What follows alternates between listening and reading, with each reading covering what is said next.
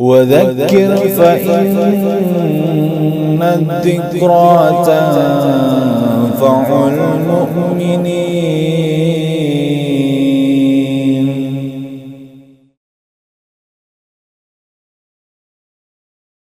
بسم الله الرحمن الرحيم. إن الحمد لله نحمده ونستعينه ونستغفره ونعوذ بالله من شرور أنفسنا ومن سيئات أعمالنا. من يهده الله فلا مضل له ومن يضلل فلا هادي له. أشهد أن لا إله إلا الله وحده لا شريك له وأشهد أن محمدا عبده ورسوله. اللهم صل على محمد وعلى آل محمد كما صليت على إبراهيم وعلى آل إبراهيم إنك حميد مجيد. اللهم بارك على محمد وعلى آل محمد كما باركت على إبراهيم وعلى آل إبراهيم إنك حميد مجيد. أعوذ بالله من الشيطان الرجيم. يا أيها الذين آمنوا اتقوا الله حق تقاته ولا تموتن إلا وأنتم مسلمون. أما بعد فإن أصدق الحديث كتاب الله وخير الهدي هدي محمد صلى الله عليه وسلم وشر الأمور محدثاتها فإن كل محدثة بدعة وكل بدعة ضلالة وكل ضلالة في النار. Alhamdulillah, pada kesempatan yang baik ini mari kita lanjutkan kajian kita, kajian online rutin ya untuk kita seluruhnya, dan mudah-mudahan apa-apa yang telah kita pelajari dan insya Allah yang kita juga akan terus pelajari akan memberikan faedah untuk kehidupan kita di dunia ini dan juga terutama adalah untuk kehidupan kita kelak nanti di hari kiamat. Mudah-mudahan dengan kajian ini akan terus menyatukan kita dalam kehidupan dunia dan juga kelak mudah-mudahan Allah kembali menyatukan kita di dalam surganya. Amin ya rabbal alamin. Jadi sebagaimana telah dijelaskan dalam bab-bab terdahulu bahwa kita sebagai makhluk ciptaan Allah, sebagai manusia tidak ada yang hidup abadi, tidak ada yang hidup kekal, semua pasti akan merasakan yang namanya kematian. Dan bahkan orang-orang yang kafir pun mereka meyakini adanya kematian. Orang-orang yang banyak melakukan maksiat, orang-orang munafik, ya siapapun mereka meyakini bahwa kematian itu pasti akan datang. Apalagi kita di dalam ayat-ayat Al-Quranul Karim ataupun dalam hadis-hadis Nabi SAW banyak mengingatkan kita dan bahkan kita diperintahkan untuk senantiasa banyak mengingat kematian. Namun yang banyak diingkari, yang banyak diragukan oleh umat manusia adalah tentang ada apa sesudah kematian. Apa yang terjadi sesudah kematian? Banyak di antara umat manusia ya mereka tidak mengimaninya, mereka mengkafirinya atau minimal meragukannya. Nah, buat kita sebagai seorang muslim, maka kita wajib mengimani tanpa keraguan bahwa sesudah kematian nanti ada lagi kehidupan, di mana kita nanti akan dimintai tanggung jawab, di mana nanti kita setiap ucapan, setiap perkataan, setiap perbuatan, setiap keyakinan kita nanti di hari kiamat akan dimintai tanggung jawab. Ya, apa yang pernah kita lakukan, apa yang pernah kita ucapkan di dunia ini, maka semua nanti akan dimintai tanggung jawab. Dan ini wajib sebagai muslim kita mengimaninya. Nah, di saat itulah ya orang-orang yang mengingkari sesudah kematian ini, orang-orang yang meragukan, ya mereka menyesal dan mereka minta kepada Allah kalau diperbolehkan mereka ingin kembali ke dunia. Untuk apa? Untuk memperbaiki amal-amal mereka yang selama di dunia mereka tidak lakukan, yaitu ingin mengerjakan amal-amal soleh. Tetapi keinginan permintaan mereka tidak dikabulkan oleh Allah Jalla wa'ala. Nah, oleh karena itulah sebagai seorang muslim yang baik kita cukup mengambil pelajaran dari ayat-ayat Al-Quran. Kita hendaklah mengambil pelajaran. Ayo kita perbaiki kehidupan kita sekarang ini dengan melakukan amal-amal soleh, ya, sebelum datang penyesalan. Nah, kemudian kita kalau ingin mengerjakan amal soleh, ya maka kita hendaklah punya suatu ya follow up ada tindak lanjut kita kalau tidak mengerjakan amal soleh. Apa itu? Dengan kita menuntut ilmu. Kita wajib mempelajari ya agama kita. Kita wajib mengetahui ada apa di dalam ajaran Islam ini yang dapat menyebabkan kita bisa mengerjakan amal soleh. Tetapi supaya kita bisa mempelajari agama ini dengan benar, dengan lurus, ya sesuai dengan apa yang Allah Ta'ala kehendaki dan yang juga telah dikehendaki Rasulullah, maka kita tidak boleh menjauh dari mempelajari ayat-ayat Al-Quran ataupun hadis-hadis Nabi Sallallahu Alaihi Wasallam. Nah, sebagai muslim kita pada saat kita hendak memulai mengetahui agama kita, yaitu kita belajar, atau pada saat kita hendak mengerjakan berbagai macam amal, pada saat kita juga barangkali ya bagi yang sudah punya kemampuan menyampaikan perkara-perkara agama kepada orang lain, apakah kepada keluarganya, kepada kerabatnya, kepada teman-teman dan seterusnya, maka juga hendaklah semua kita dalam mempelajari, mengamalkan dan menyebarkan ajaran Islam ini, hendaklah kita tidak boleh menjauh dari ayat-ayat Al-Quran dan juga hadis-hadis Nabi. Ya, karena semua itu ya inti daripada kita belajar agama adalah hendaklah kita kembali kepada yaitu ayat-ayat Al-Quran ataupun hadis-hadis Nabi Sallallahu Alaihi Wasallam. Ya, karena berapa banyak di antara kita sebagai umat manusia, khususnya kaum muslimin, kita mengabaikan hal ini. Ya, maka Rasulullah Sallallahu Alaihi Wasallam seperti kemarin yang sudah dijelaskan dalam pelajaran-pelajaran sebelumnya, kita diajarkan untuk senantiasa mempelajari, mengamalkan dan yaitu mendakwahkan Al-Quran dan Sunnah ya untuk agama ini. Sebagaimana difirmankan oleh Allah Jalla wa'ala, yaitu pertama ada Al-Quran surat Al-A'raf, A'udzu billahi minasyaitonir rajim, ittabi'u ma unzila ilaikum wa la tattabi'u min dunihi awliya'a qalilan ma tadzakarun. Ya, jadi Allah mengatakan ikutilah apa-apa yang telah diturunkan kepada kalian, yaitu dari Rabb kalian, dan janganlah kalian mengikuti wali-wali, janganlah kalian mengikuti yaitu pelindung-pelindung selain daripada Allah. Ya, jadi kita diperintahkan untuk mengikuti apa yang diturunkan oleh Allah dan jangan kita mengikuti selain daripada yang diturunkan oleh Allah. Kita disuruh mengikuti Al-Quran dan kita dilarang untuk mengikuti selain daripada Al-Quran. Tetapi qalilan ma tadzakarun, sedikit di antara kalian yang dapat mengambil pelajaran. Jadi kita masih belajar, kita masih menuntut ilmu, kita masih mengikuti, baik kita dalam belajar atau mengamalkan atau berdakwah, ya dari selain Allah, dari selain apa yang Allah turunkan. Ya, banyak kita belajar ya atau beramal dengan apa yang diajarkan oleh guru-guru kita, tetapi guru-guru kita tidak pernah menyampaikan ayat-ayat Al-Quran. Mereka hanya mengajarkan dari dongengan-dongengan mereka, berdasarkan dari tafsir-tafsir mimpi mereka, berdasarkan dari hawa nafsu mereka, berdasarkan dari akal logika mereka, dan kita mengikuti. Pada Allah mengatakan, ikutilah apa yang diturunkan ya kepada kalian oleh Rabb kalian. Ikutilah Al-Quran, jangan ngikutin yang lainnya. Tidak boleh kita mengikuti selain daripada Al-Quran. Ya, walaupun dia itu adalah guru kita, walaupun dia seorang kiai ya yang kondang, walaupun dia seorang ustadz yang hebat, walaupun dia seorang habib, ya, walaupun dia seorang syekh misalnya, walaupun dia seorang ulama besar misalnya, selama apa yang diajarkan bertentangan dengan apa yang Allah turunkan, bertentangan dengan ayat-ayat Al-Quran, maka kita tidak boleh mengikutinya.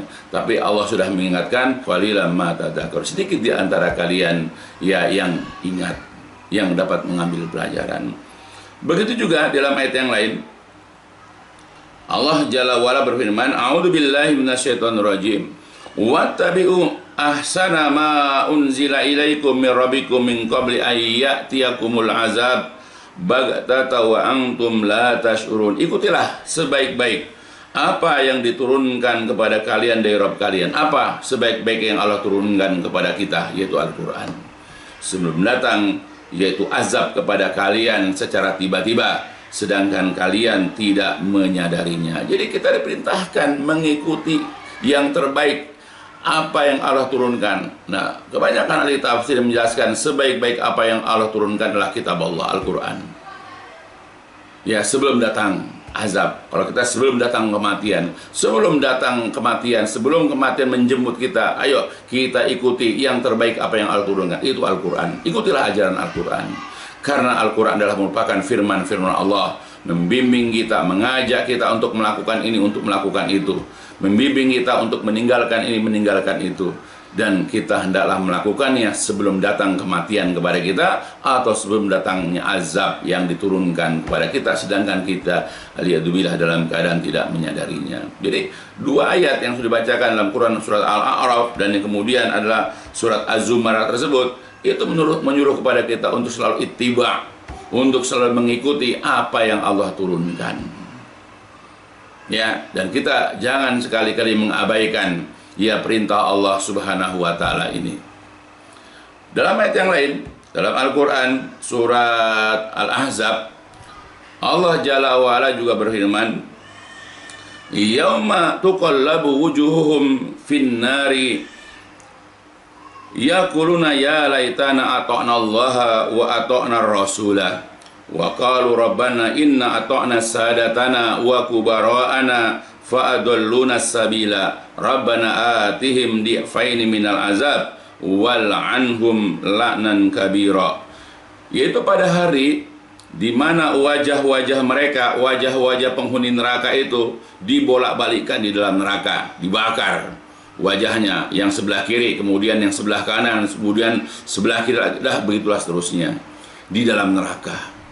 Ya, jadi pada saat nanti di hari kiamat aliyadzubillah, para penghuni neraka akan dibakar wajah-wajah mereka di dalam neraka. Nah, di saat itulah mereka mengatakan, duhai kiranya, ya laita, duhai kiranya nak kami dahulu di dunia, ata'nallaha, taat patuh kepada Allah, wa ata'nar rasulah, dan taat patuh kepada Rasul. Jadi maksudnya lah orang ini selama hidup di dunia dia tidak patuh kepada Allah, dia tidak patuh kepada Rasul, dia tidak menjalankan perintah-perintah Allah dalam Al-Quran, dia tidak menteladani yaitu perbuatan-perbuatan, ucapan-ucapan atau apapun yang datang dari Rasulullah SAW. Dan kemudian orang itu mengakui lagi, wa qalu, dan mereka mengatakan kembali, rabbana inna ata'na sadatana, wahai Rabb kami, dahulu kami taatnya kepada sayyid-sayyid kami, kepada pemimpin-pemimpin agama kami, kepada ulama-ulama kami, kepada ustadz-ustadz kami, kepada kiai-kiai kami, dan kami pun taat kepada yaitu kubaro anak kabir-kabir kami, pemimpin-pemimpin dunia kami, ya, kepada pemimpin partai kami, kepada tokoh-tokoh masyarakat kami. Pokoknya ya, baik itu pemimpin-pemimpin agama dan pemimpin-pemimpin dunia, dahulu kami taat, kami patuhi, bukan kami taati kepada Allah dan Rasul. Maka inilah penyesalan. Ya, kenapa? Karena mereka di dunia ternyata lebih mematuhi yaitu pemimpin agama dan pemimpin dunia ketimbang patuh kepada Allah dan patuh kepada Rasul. Jadi menjadikan mereka itu melakukan ini, melakukan itu, mengucapkan ini, mengucapkan itu adalah apa yang dikatakan oleh guru-guru mereka, ya, oleh bos-bos mereka, oleh ketua-ketua mereka, daripada Allah dan juga Rasulullah SAW dalam ayat Quran ataupun hadis-hadis Nabi. Oleh ketulah fa'adalluna sabila, ya Allah, mereka pemimpin-pemimpin kami ini telah menyesatkan kami as-sabila, dari jalan yang lurus. Nah, itulah efeknya kalau kita lebih mematuhi pemimpin-pemimpin, ya, baik itu agama ataupun dunia, akan menyesatkan kita dari jalan yang lurus, aliyadzubillah.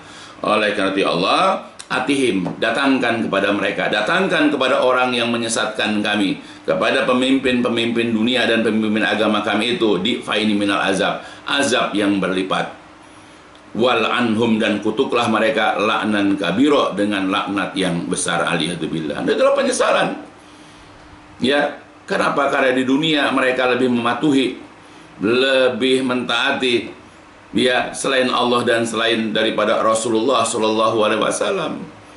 Dan penyesalan yang mereka ucapkan sebagaimana dalam ayat Al-Quran ini tidak ada faedahnya. Makanya mereka hanya minta kepada Allah supaya orang-orang yang menyesatkan mereka itu, yang menggelincirkan mereka dimasukkan ke dalam neraka itu, supaya azabnya dilipat gandakan, diberikan azab yang double. Begitupun dalam ayat yang lain, dalam Al-Quran surat 25, surat Al-Furqan, Allah Jalla wa'ala berfirman, A'udzubillahi minasyaitonirrajim. Yauma ya'adu zalimu ala yadayhi yaqulu ya laitani takhadtu ma'ar rasuli sabila. Yaitu pada hari orang zalim itu menggigit kedua tangannya. Maksudnya kalau kita menggigit kedua jarinya. Dan ini adalah merupakan bentuk penyesalan. Ya, seperti kita istilah gigit jari itu untuk menunjukkan penyesalan. Nah, mereka nanti orang-orang zalim ini menyesal. Mereka mengatakan, ya laitani, duhai kiranya aku dahulu, ya ittakhadtu, mengambil ma'ar rasul, bersama-sama rasul, sabilan, jalan. Seandainya aku dahulu mengambil jalan bersama-sama rasul. Jadi mafhumnya bahwa orang yang selama hidup di dunia tidak mau mengambil jalannya rasul. Yang diikuti adalah jalannya orang-orang kafir. Yang diikuti adalah jalannya ahli maksiat. Yang diikuti adalah jalannya orang-orang Yahudi, orang-orang Nasara, orang-orang musyrik. Ya, lebih condong mereka, lebih tergoda mereka, lebih terpikat mereka dengan cara-cara hidupnya orang-orang kafir daripada jalannya Rasulullah SAW yang diikuti oleh orang-orang mukmin. Kata mereka lagi, ya wailata, duhai celakalah aku. Ya laitani, seandainya aku dahulu lam atahid, tidak menjadikan fulanan si fulan itu kholidan sebagai teman dekatku. Jadi berteman dekat aja timbul penyesalan, karena teman itu bisa membawa seseorang kepada kesesatan, bisa membawa orang kepada murkanya Allah, teman itu. Nah, apalagi kita berguru, apalagi kita menjadikan seseorang itu menjadi guru, padahal guru kita itu ia jauh daripada kebenaran, karena lebih condong pada mengajarkan kemusyrikan, perkara-perkara bid'ah dan yang lain-lain daripada kebenaran. Nah, itu banyak sekali orang-orang itu. Nah, nanti di hari kiamat dia menyesal, duh celakalah aku, seandainya aku dahulu tidak menjadikan si fulan ini teman dekatku, seandainya aku tidak menjadikan si fulan ini menjadi guruku, menjadi ustadku. Tumbuh penyesalan, tapi nanti di yaumil kiamah. Ya, karena kerjaan ustadz ini atau teman ini selalu memfitnah orang-orang yang berada di atas jalan yang lurus. Selalu mereka itu membuli, menjelek-jelekkan, yaitu orang-orang yang berada di atas jalan Islam yang sahih. Dan dia terpengaruh, ikut-ikutan memfitnah, ikut-ikutan menjelek-jelekkan. Laqad adolani, dan kawan dekatku itu sungguh-sungguh telah menyesatkan aku dzikr dari Al-Quran, idja'ani, ketika Al-Quran datang kepadaku. Itulah efeknya. Karena sahabatnya itu, teman dekatnya, apalagi gurunya itu sungguh-sungguh telah menyesatkan dia dari Al-Quran ketika Al-Quran datang kepada dia. Dan sungguh-sungguh syaitan itu lil insani khadula, tidak mau menolong, tidak mau membantu yaitu manusia. Jadi ayat ini menerangkan kepada kita berbagai macam yaitu penyesalan dari orang-orang yang sepanjang hidupnya tidak mau mengambil jalan bersama-sama Rasul, atau mereka tidak taat kepada Allah dan Rasul, mereka tidak mau mengambil Al-Quran sebagai pedoman hidup mereka. Maka kita kalau ada keinginan untuk menuntut ilmu sekarang, atau kita ingin mengamalkan ajaran agama kita, jangan sekali-kali kita ini menjauh, berpaling dari pemahaman ayat-ayat Al-Quran ataupun hadis-hadis Nabi. Dan kita tidak boleh memisahkannya, sebagaimana sudah jelaskan. Ya, karena dalam hadis juga Rasul pernah mengatakan, di samping taraktu fikum syai'aini lan tadilu ba'dahuma kitabullah wa sunnati, aku telah tinggalkan kepada kalian dua hal yang jika kalian berpegang teguh kepada dua hal itu, kalian tidak akan tersesat selamanya, yaitu kitab Allah dan sunnahku. Nah, jadi kita di dalam belajar mengamalkan suatu amalan ajaran agama atau kita berdakwah, jangan sekali-kali kita meninggalkan yaitu Al-Quran Sunnah. Kalau terjadi kita akan sesat. Ya, Nabi juga pernah mengatakan dalam hadis yang lain, dalam riwayat Ibnu Majah, Imam Ahmad dan yang lain-lainnya, kata beliau, ala innama utitul kitab wa ma'ahu misluh. Ingatlah, sesungguhnya aku telah diberikan, aku telah dianugerahkan, aku telah dikaruniakan oleh Allah, yaitu Alkitab, Al-Quran. Tetapi di samping Al-Quran ada kata-kata lagi, wa ma'ahu misluh, dan ada lagi bersama Al-Quran itu yang semisalnya. Dan para ahli tafsir, para ahli hadis mengatakan kata-kata wa misluhu ma'hu itu adalah al-hadis. Jadi ingatlah, sesungguhnya aku telah diberikan Al-Quran dan hadis. Nah, jadi kita tidak boleh hanya belajar Quran saja atau kita belajar hadis saja. Ya apalagi kita meninggalkan kedua-duanya. Tidak boleh kita belajar Al-Quran, belajar. Karena fungsi hadis adalah untuk menafsirkan, untuk menjelaskan apa yang ada di dalam Al-Quran. Nah, itu yang pertama. Yang kedua, ketika kita belajar Al-Quran hadis, kita tidak boleh menjauh juga dari penjelasan para ulama salaf, sebagaimana sudah jelaskan keutamaan para ulama salaf, yaitu adalah Rasulullah, para sahabat, tabi'in, dan tabi'ut tabi'in atau atba' tabi'in, dan orang-orang yang mengikuti cara hidup mereka. Nah, jadi kalau kita belajar Al-Quran, belajar hadis sebagai bentuk kecintaan kita kepada Al-Quran dan hadis, bentuk cintaan kita kepada Allah Rasul, maka pada saat kita hendak memahami ayat Quran, jangan kita menjauh dari pemahaman para ulama salaf. Karena mereka, apalagi para sahabat, adalah orang yang tahu bagaimana ayat-ayat itu diturunkan. Mereka adalah orang yang paling tahu asbabun nuzulnya. Begitupun ketika Rasulullah berbicara, ketika Rasulullah melakukan ini, ya mereka adalah orang-orang yang paling tahu tentang hadis-hadis Nabi. Mereka adalah orang yang paling mengerti tentang asbabul wurud. Ya, jadi kita nggak usah sok tahu menafsirkan Al-Quran seenaknya, memahami Al-Quran seenak udal, atau juga memahami hadis begitu. Ya, para sahabat adalah orang yang paling paham, karena mereka pertama adalah merupakan sahabat-sahabat Nabi yang memiliki keutamaan. Mereka juga tahu bahasa Arab dengan fasih. Bahkan di antara para sahabat ada yang didoakan sebagai penafsir Al-Quran, disebut dengan tarjumanul Quran, yaitu di antaranya Ibnu Abbas. Bahkan Nabi pernah mendoakan Ibnu Abbas itu dengan kata-kata Allahumma alimhu ta'wil, ya Allah ajarkan kepadanya ta'wil, itu tafsir Al-Quran. Jadi sehebat-hebatnya orang di sini memahami Al-Quran tidak lebih hebat daripada sahabat-sahabat Nabi, terutama Ibnu Abbas. Tapi sekarang orang banyak merasa sudah pandai, apalagi mengaku sebagai keturunan Nabi, sehingga dia seenaknya membuat hukum, seenaknya dia berfatwa, seenaknya dia bicara, ngancam orang begini, ngancam orang begitu. Siapa dia? Jadi cobalah kita ini kembali mempelajari Quran hadis dengan pemahaman para sahabat, kemudian murid-muridnya para sahabat yaitu tabi'in, dan kemudian murid-muridnya tabi'in yaitu atba' tabi'in, dan kemudian seterusnya. Nah makanya sekarang kita sedikit pelajari tentang pandangan para ulama salafus saleh terhadap mempelajari Al-Quran dan hadis. Pandangan para ulama salafus saleh terhadap Al-Quran dan hadis, atau ucapan para imam yang kita ambil di sini. Tidak semua para ulama salaf yang kita ambil, hanya pandangan-pandangan, yaitu imam-imam yang 4 dalam mengikuti sunnah Nabi, di dalam meninggalkan ucapan-ucapan mereka jikalau menyelisihi hadis-hadis Nabi.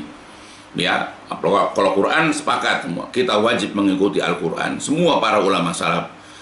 Kemudian di sini hanya penekanan kita bagaimana para imam, para ulama salaf, supaya kita ini ittiba kepada sunnah dan meninggalkan perkataan-perkataan, pendapat-pendapat mereka sendiri, jikalau pendapat mereka itu menyelisihi sunnah Nabi Shallallahu Alaihi Wasallam. Nah sekarang kita baca adalah apa yang dikatakan oleh Imam Abu Hanifah, di mana beliau adalah merupakan salah satu di antara imam mazhab.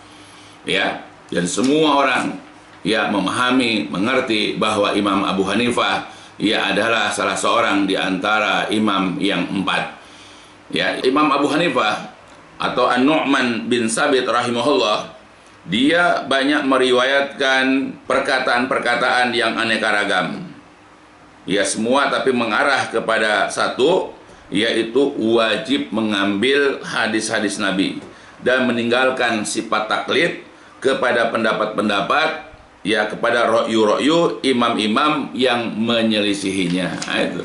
Jadi kalau kita pelajari apa yang dikatakan oleh Imam Abu Hanifah rahimahullah, semua mengarah tentang kewajiban kita untuk mengambil, untuk ittiba kepada sunnah Nabi, dan kita juga diajak untuk meninggalkan yaitu taklid atau fanatik ya kepada ra'yu pendapat-pendapat yaitu para imam yang menyelisihinya. Apa yang dikatakan pertama oleh Imam Abu Hanifah? Yang pertama adalah beliau pernah mengatakan idza shahal hadis fahuwa madhabi. Idza apabila sahih al hadis tersebut fahuwa madhabi, maka itu adalah mazhabku. Jadi artinya Imam Abu Hanifah ya sebagai seorang manusia ya pasti ada kekurangan. Dia memahami bahwa ada hadis-hadis Nabi yang belum sampai kepada dia, yang belum pernah dia dengar, yang belum pernah dia ketahui. Maka kalau suatu saat ada di antara orang-orang membawakan sebuah hadis dan hadis itu jelas sahih, baik itu secara matan ataupun secara isnad, maka dia berpegang kepada hadis tersebut walaupun dia itu belum pernah mendengarnya. Atau kalau seandainya ada orang menyampaikan kepada dia sebuah hadis yang setelah diteliti ternyata hadis ini adalah sahih, ya maka dia kemudian mengambil hadis tersebut tanpa keraguan. Nah, seharusnya seperti ini ya para ulama harus memiliki sikap seperti Imam Abu Hanifah. Ya, dimana kita kalau mendengar sebuah hadis ya langsung kita menerimanya tanpa keraguan, tanpa kebimbangan. Ya jangan gara-gara hadis sahih ini bertentangan selama ini dengan apa yang dipahaminya, bertentangan dengan apa yang selama ini dia sampaikan kepada jamaahnya, lalu dia kemudian menolaknya. Atau dia mengatakan, ntar saya pikir-pikir dulu. Seakan-akan ucapan dia lebih baik, lebih benar daripada sabda Nabi SAW. Ya sebagai manusia kita, walaupun kita seorang ustadz, walaupun kita seorang ulama, ya kita tidak lepas daripada daripada kekurangan. Ya banyak hal-hal yang tidak kita ketahui dalam agama kita, terutama masalah-masalah hadis. Kalau Quran sudah ya kita tahulah. Ya. Tapi kalau hadis ya bayangkan ada Imam Bukhari, ada Imam Muslim, Tirmidzi, Nasai dan seterusnya, banyak sekali. Ya ratusan ribu hadis. Nah, makanya kalau sampai kepada kita, baik itu kita suatu waktu kita memang belum pernah dengar, ya udah kita ikut. Kita itu juga mazhab kita. Ya, kita menerima tanpa keraguan sedikit pun. Ya, itu yang pertama dikatakan. Yang kedua, apa yang dikatakan oleh Imam Abu Hanifah? Beliau mengatakan la yahilu, tidak halal li ahadin bagi seseorang ayyahuda untuk mengambil. Ya, mengambil itu dia berpegang atau dia mengamalkan atau dia menyampaikan, jadi tidak halal atau haram bagi seseorang untuk mengambil biqaulina, yaitu pendapat kami, perkataan kami, malam ya'lam, selama dia tidak mengetahui, selama dia tidak tahu min aina, dari manakah akhadnahu, kami mengambil perkataan atau pendapat kami itu. Jadi Imam Abu Hanifah berlepas diri. Dia katakanlah tidak menghalalkan atau dia mengharamkan siapapun orang yang ketika mengatakan berkata Imam Abu Hanifah ya, atau Imam Abu Hanifah menghalalkan ini atau mengharamkan ini. Jadi orang sedikit-sedikit mengatakan kata Imam Abu Hanifah, tetapi dia tidak pernah mengetahui atau dia tidak mau tahu apa yang menyebabkan Imam Abu Hanifah berpendapat seperti itu. Jadi artinya ketika kita ini hendak menyampaikan perkataan Imam Abu Hanifah, kita harus tahu penyebabnya. Apa yang menyebabkan Imam Abu Hanifah itu mengatakan demikian. Ya, jadi jangan sampai kita ini tahu apa yang dikatakan oleh Imam Abu Hanifah, tapi kita tidak tahu dasarnya. Ya karena kembali kita ketika mengambil pendapat para imam, kita harus tahu dasarnya, dalil-dalilnya, baik itu dari Al-Quran, baik itu dari hadis, baik itu dalil-dalilnya secara tersurat jelas ataupun yang tersirat. Ya, jadi jangan dikit-dikit kata Imam Abu Hanifah, karena memang orang sudah terbiasa berbohong atas nama agama. Makanya ada hadis-hadis palsu, ada hadis lemah, karena banyak orang berbohong atas nama Nabi SAW. Makanya mengatakan man amila amalan laisa alaihi amruna fahuwa radun. Barang siapa yang berkata atas nama saya sesuatu yang tidak pernah saya katakan, maka siapkan tempatnya di neraka. Bayangkan Nabi mengancam orang yang berbohong atas nama dia dengan ancaman neraka. Nah, makanya kita ketika berkata Imam Abu Hanifah, kita lihat bagaimana dasarnya Imam Abu Hanifah mengatakan demikian. Wa fi riwayatin, dalam satu riwayat yang lain, haramun ala malam ya'rif dalili ayuftiya bi kalami, haram bagi seseorang yang dia tidak mengetahui dalilku, dia tidak tahu hujahku, lalu dia berfatwa dengan ucapanku. Nah, juga dia berlepas diri.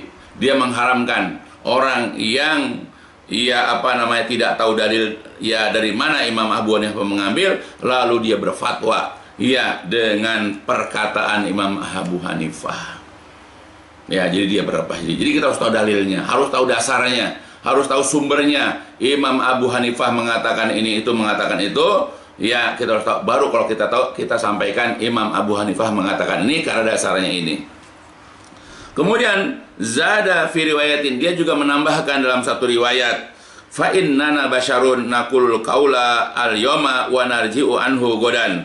Dalam satu riwayat, sesungguhnya kami adalah manusia, kami berkata pada hari ini suatu perkataan dan kami merujuk besok dari perkataan tersebut. Manusia. Jadi sekarang karena tahu dalilnya ini, kami mengatakan ini, tapi besok ternyata setelah tahu ada dalil yang lain, kami kemudian merujuk, menarik kembali perkataan kami dan kami mengatakan perkataan atau pendapat yang lain. Itulah ketawaduan para imam, yaitu Imam Abu Hanifah di sini. Sebagai manusia, dia tidak luput dari kesalahan atau kekeliruan. Maka bisa jadi pada hari ini dia berfatwa A, lalu pada besok harinya dia merujuk pendapat A-nya dan dia berfatwa atau berpendapat B. Nah, kita ngotot, nggak pernah berubah, padahal udah jelas salah atau keliru misalnya.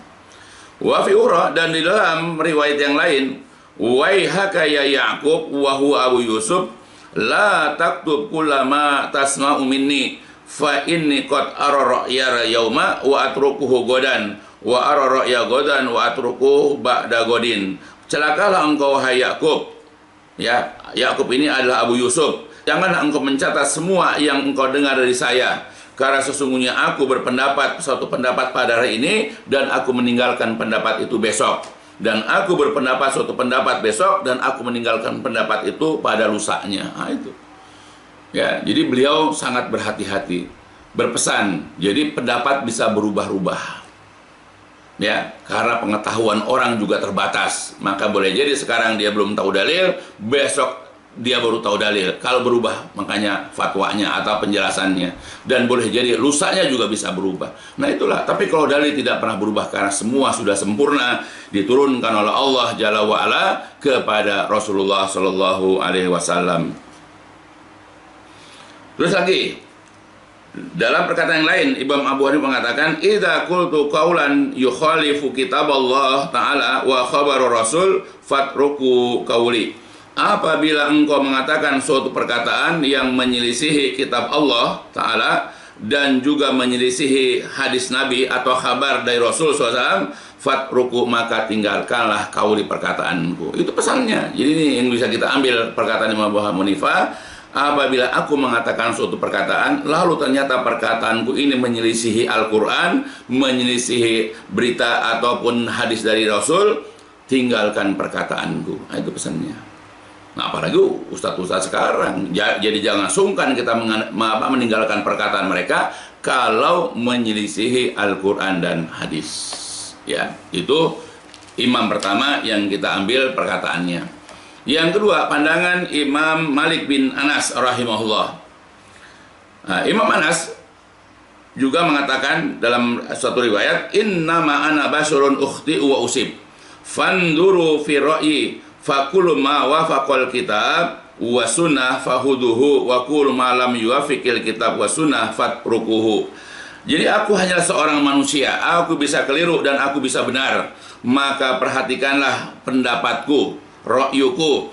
Maka semua apa yang menyepakati Al-Quran wa sunnah, wal alkitab wa sunnah, maka ambillah. Wa kul ma lam yuwafiqil kitab wa sunnah, dan setiap yang tidak menyepakati, tidak sesuai dengan Alkitab, Al-Quran, wa sunnah dan sunnah, fatruku, maka tinggalkanlah. Hampir sama dengan apa yang dikatakan oleh Imam Abu Hanifah. Jadi aku manusia, bisa berfatwa benar, bisa berfatwa salah. Makanya kalau seandainya aku berfatwa ternyata menyepakati Al-Quran dan sunnah, ambil. Tapi kalau menyelisihi ya atau tidak menyepakati, maka tinggalkanlah.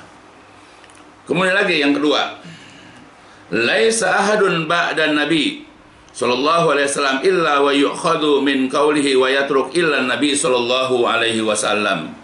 Jadi tidak ada seseorang pun sepeninggal nabi kecuali pendapatnya bisa diambil atau bisa ditolak kecuali Nabi sallallahu alaihi wasallam. Jadi tidak ada seseorang pun di zaman Nabi sampai kepada zaman nanti hari kiamat yang diambil ataupun ditolak kecuali ucapan Nabi. Sebab kalau ucapan Nabi ditolak, kita berdosa. Tapi kalau kita ambil ya pendapat Nabi atau ucapan Nabi, kita akan berpahala. Sedangkan yang lain boleh kita tolak, boleh kita terima. Kita tolak kalau bertentangan dengan Quran Sunnah, kita terima karena ya bertepatan atau tidak bertentangan dengan Al-Quran dan Sunnah. Ya, tapi kalau Nabi itu wajib kita terima.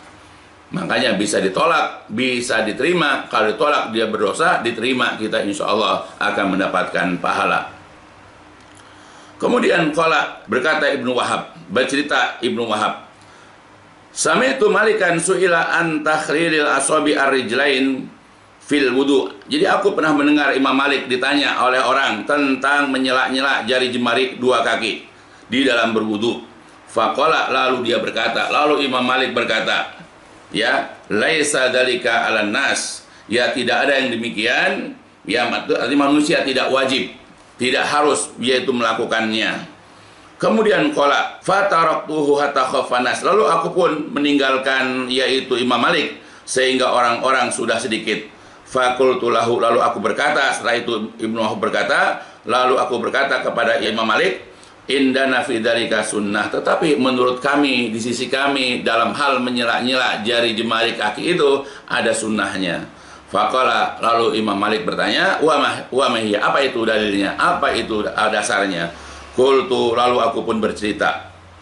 Haddatsana Lais bin Sa'ad wa Ibnu Luhaiyah wa Amr bin Al-Haris an Yazid bin Amr Al-Mu'afiri an Abi Abdurrahman Al-Hubuli anil Mustawrid bin Syadat Al-Qurashi. Jadi menceritakan kepada saya Lais bin Sa'ad dan Ibnu Luhaiyah, Amr bin Haris dari Yazid bin Amr Al-Mu'afiri dari Abu Abdurrahman Al-Hubuli ya anil Mustawrid bin Syadat Al-Qurashi. Qala berkata yaitu Al-Mustawrid, ra'aitu Rasulullah yadluku bi khinsirhi ma baina asabi'i rijlaihi.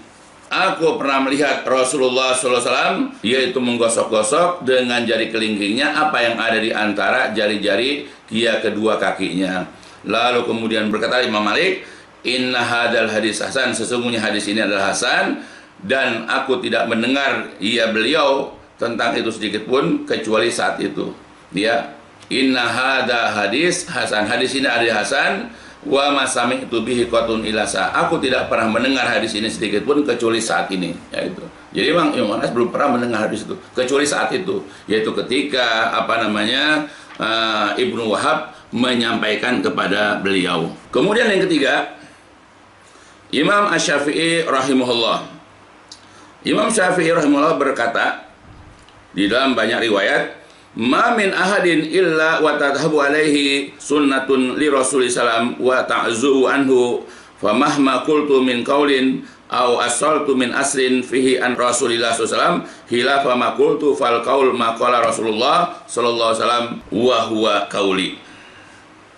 Jadi tidak ada seseorang pun tidak ada seorang pun kecuali ia memiliki kemungkinan untuk lupa terhadap sunnah Rasulullah dan tersembunyi darinya.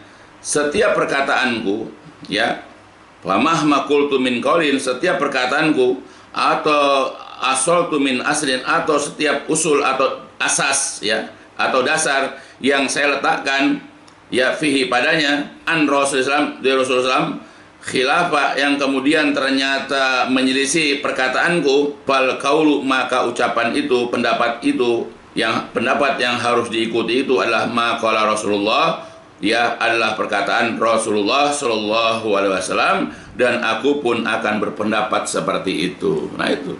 Jadi kalau Imam Syafi'i berkata suatu perkataan atau dia membuat suatu dasar dalam ilmu fikih atau apa yang lain misalnya, dan ternyata dasar itu dari sunnah Rasulullah, tapi ternyata menyelisihi hadis-hadis Nabi, maka pendapat yang harus diikuti adalah apa yang disabdakan oleh Rasulullah, dan aku pun akan berpendapat seperti itu.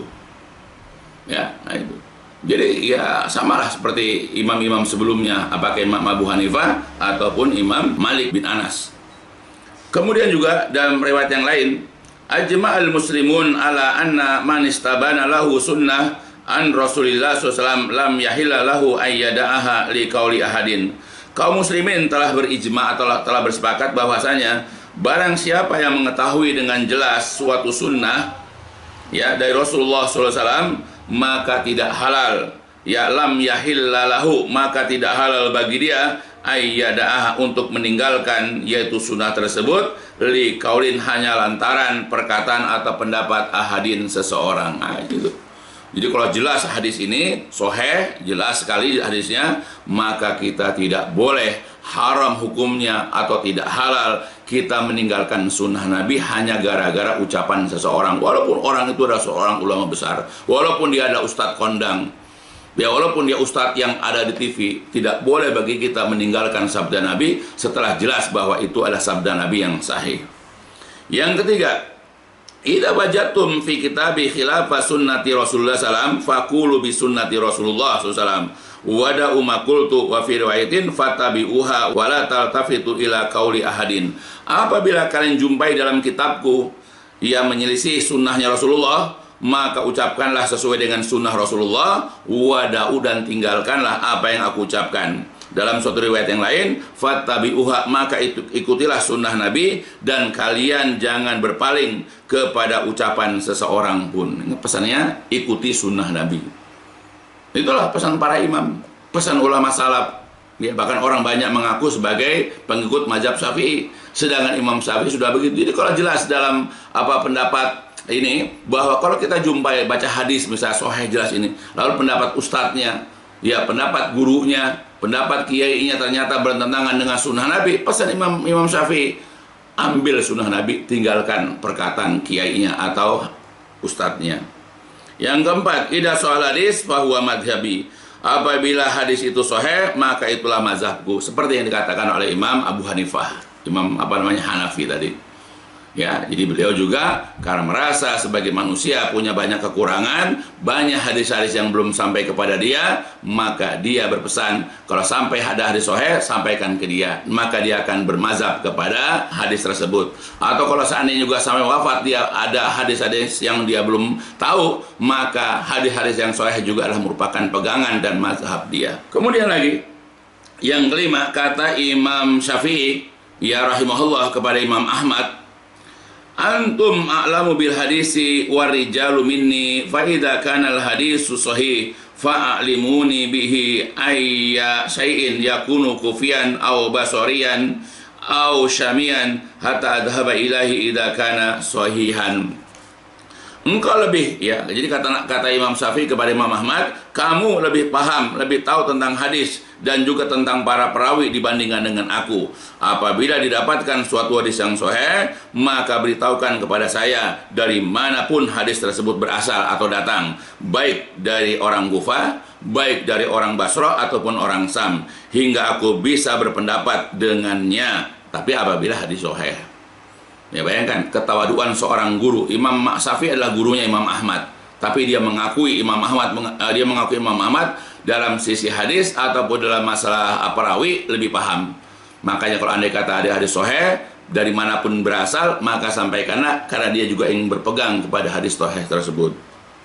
Yang keenam, kullu mas'alatin sahha fiha al-khabaru an Rasulullah inda ahli naqli bi khilafi ma qultu fa ana raji'un anha fi hayati wa ba'da mauti.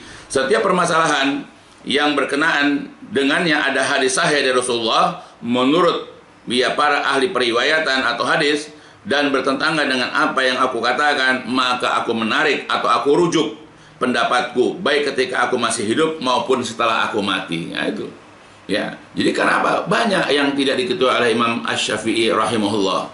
Jadi kalau seandainya dia itu kemudian menjumpai ada hadis-hadis yang ternyata dia belum tahu, maka dia rujuk perkataan dia yang dulu hanya untuk sebuah hadis, baik ketika dia masih hidup atau nanti juga kalau sudah mati, dia sudah mencabut atau dia rujuk kepada hadis yang sahih dan meninggalkan pendapatnya. Dalam riwayat yang lain, idza ra'aitumuni aqulu qaulan wa qad sahha 'anin nabi sallallahu alaihi wasallam khilafuhu fa'lamu anna aqli qad dhahaba. Apabila kalian melihat aku mengatakan suatu pendapat sedangkan telah sahih dari Rasulullah SAW hadis yang menyelisih pendapatku, maka ketahuilah bahwasanya akalku telah hilang. Ya, akalku tidak berguna. Nah itu.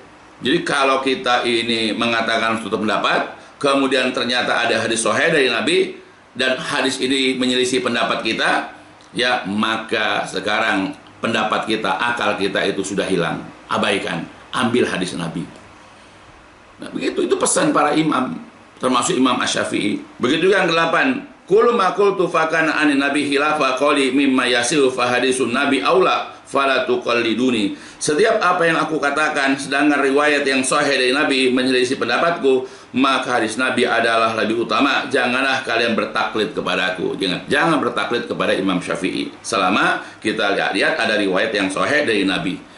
Ya, kata beliau lagi, kullu hadisin anin nabi fahuwa qauli fa illam tasma'uhu minni. Setiap hadis dari Rasulullah SAW maka itu adalah pendapatku, ya itu adalah merupakan pandanganku walaupun kalian tidak mendengarnya dariku. Nah, itu ya, jadi semua hadis sahih maka itu perkataan Imam Syafi'i walaupun kalian tidak mendengar dari saya hadis tersebut.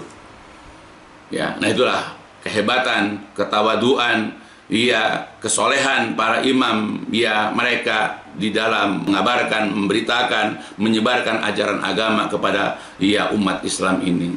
Ya, nah tinggal kita bagaimana. Nah kemudian terakhir Imam Ahmad bin Hambal, beliau mengatakan ya dalam beberapa riwayat, yang pertama adalah la tuqallidni wa la tuqallid Malikan wala Syafi'iyya wala Auzaiyya wala Sauri wahud min haitsu akhadu.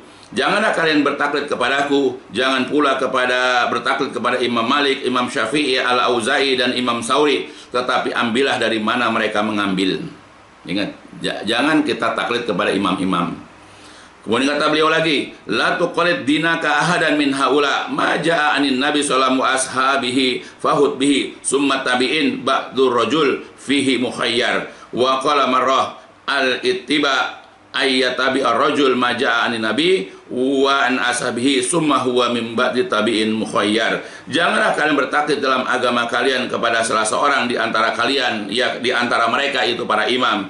Apapun yang datang dari Nabi dan para sahabatnya maka ambillah. Kemudian pendapat para tabi'in ya setelah mereka boleh dipilih mukhayyar. Jadi silakan diambil, boleh enggak. Pada suatu ketika beliau juga berkata, ittiba adalah, ya dikatakan ittiba adalah seseorang mengikuti apa yang datang dari Rasulullah dan juga para sahabatnya. Kemudian setelah pendapat para tabi'in, ia boleh memilih. Artinya boleh diambil, boleh tidak. Katanya lagi, ra'yul Al-Auza'i wa ra'yu Malik wa ra'yu Abi Hanifah kulluhu ra'yun wa huwa indi sawa wa innamal hujjah fil asar. Pendapat Imam Auza'i, pendapat Imam Malik, pendapat Imam Abu Hanifah, semuanya hanyalah pendapat. Bagi saya semuanya adalah sama. Yang menjadi hujah, yang menjadi dalil adalah hanya asar. Kata beliau lagi, man roda hadis Rasulullah SAW fahuwa ala safa halakatin. Barang siapa yang menolak hadis Nabi SAW, maka ia berada dalam jurang kehancuran. Nah semua mereka ia bermuara kepada kita wajib mengikuti sunnah Rasulullah SAW, tentu sesudah mengikuti Al-Quran yang mulia. Dan kita dibolehkan mengikuti pendapat para imam, mengikuti apa ulama-ulama salaf, selama pendapat-pendapat mereka tidak menyelisihi kitab Allah dan sunnah Nabi Shallallahu Alaihi Wasallam.